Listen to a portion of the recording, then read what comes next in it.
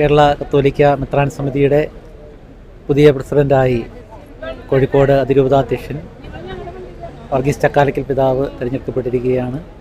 അതുപോലെ വൈസ് പ്രസിഡൻ്റായി